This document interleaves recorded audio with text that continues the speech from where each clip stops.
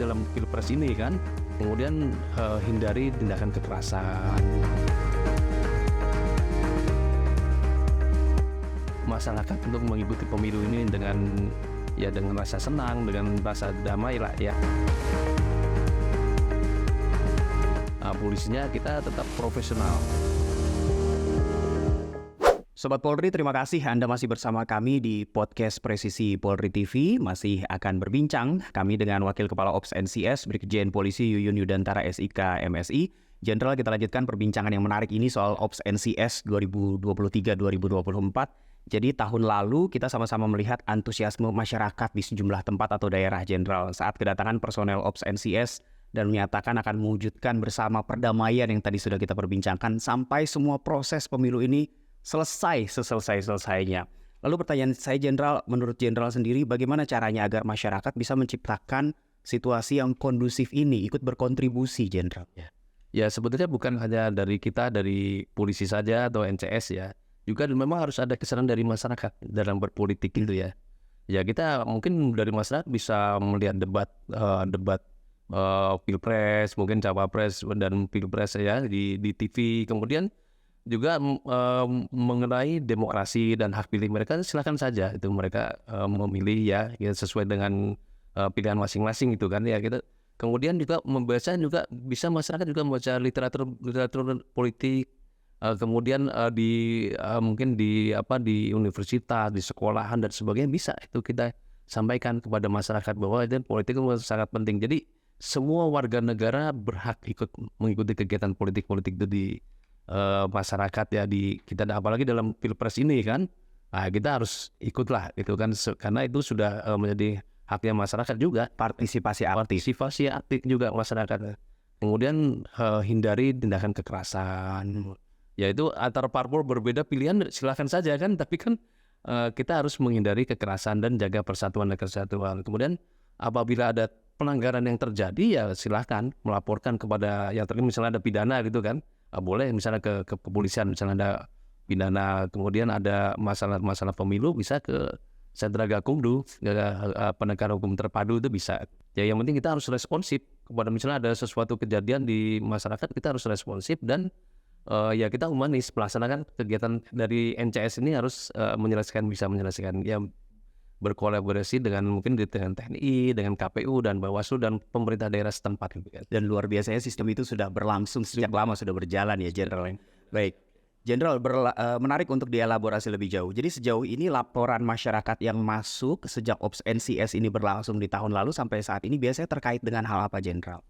Ya itu memang sudah ada ya, mungkin ada laporan-laporan ke Bawaslu, mungkin itu sudah ada, nanti sudah ada penindakannya Mas, sudah ada tim tersendiri. Jadi kita bukan di NCS ya, mungkin di tim lain yang melaksanakan, ada laporan-laporan masalah-masalah pemilu ini ya. Mungkin misalnya masalah baliho, kalau kita lihat di betul baliho, mungkin ada money politik dan sebagainya, itu sudah ada tersendiri. Agar masyarakat juga tahu apa yang dihadapi kendalanya oleh personel, karena ini semua harus berjalan beriringan antara polisi dan juga masyarakat. Kendalanya biasanya apa yang dihadapi oleh personel di lapangan, Jenderal? Ya kendala sebetulnya semua sudah kita antisipasi ya. Misalnya faktor geografi, kan itu kan jauh. Wow, betul sekali. Indonesia ini konturnya, demografinya berbeda-beda. Di Indonesia Barat mungkin di Pulau Jawa kan berbeda dengan di Indonesia Timur. Misalnya di Indonesia Timur misalnya harus mengawal kotak suara itu sampai ke pelosok-pelosok. Nah itu kan suatu kendala. Tapi saya rasa mereka sudah memiliki SOP-nya ya, dari wilayah-wilayah, mungkin dari Polda setempat sudah mengantisipasi. Misalnya untuk pengiriman ke pulau-pulau terpencil dan sebagainya, mungkin sinergi dengan TNI, dengan pemerintah daerah, itu bersama-sama mengawal kotak suara yang misalnya dengan holder tadi sampai ke pelosok dan dipastikan itu sampai itu kan, misalnya untuk surat suara dan pengamanan kotak suaranya itu salah satu ya kendalanya itu. Nah kemudian kendala misalnya masalah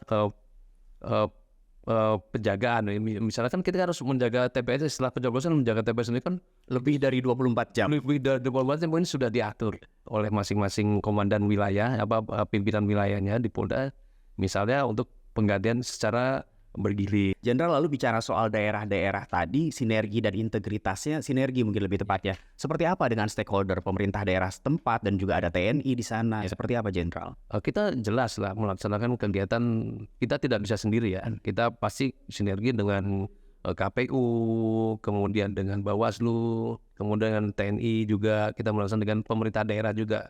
Itu bukan hanya di pusat di sini, tapi di wilayah juga, Mas, gitu kan. Jadi di wilayah juga, misalnya di provinsi, salah satu provinsi, kita di sana ada yang anggota kita dari Nusantara Konsisten juga ada kan, anggota kita di sana, jadi bisa koordinasi juga dengan TNI yang di sana, dengan pemerintah daerah, kemudian dengan KPU dan Bawaslu, supaya pemilu itu berjalan dengan aman dan damai lah, gitu, kira-kira gitu, Mas. Baik, seperti harapan kita semua ya. Semua. Baik, Ya. Jenderal, pertanyaan berikutnya adalah dalam operasi ini masyarakat perlu tahu bahwa Polri menegaskan akan mengedepankan tindakan yang preemptif dan preventif tadi, sehingga tidak ada upaya penegakan hukum terutama tindakan represif misalnya.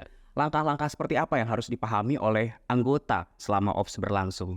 Yang jelas sesuai dengan arahan Bapak Kapolri, ya kita, ya polisi harus netral ya. Kita kan sesuai dengan arahan Bapak Kapolri, polisi netral. Kemudian kita harus berintegritas. Anggota polisi di wilayah ya harus berintegritas dalam mengamankan pemilu ini.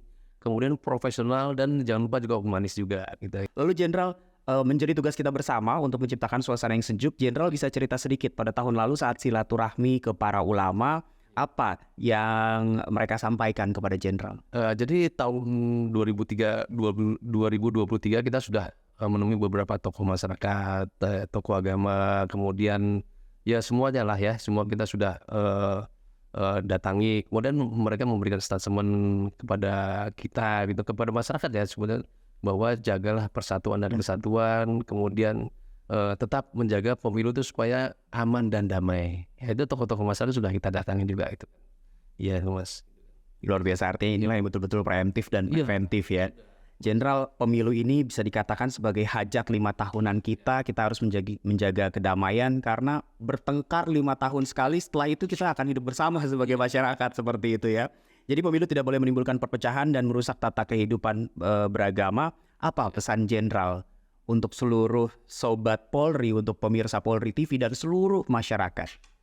Saya rasa kalau untuk masyarakat ya kita tetap melaksanakan kewajiban sebagai hak ya, partisipasi ya, masyarakat untuk mengikuti pemilu ini dengan rasa senang, dengan rasa damai lah ya, dengan kemudian dari polisinya nih ya, polisinya kita tetap profesional. Jadi kita harus profesional, kemudian kita tetap semangat, kemudian harus sesuai dengan SOP juga.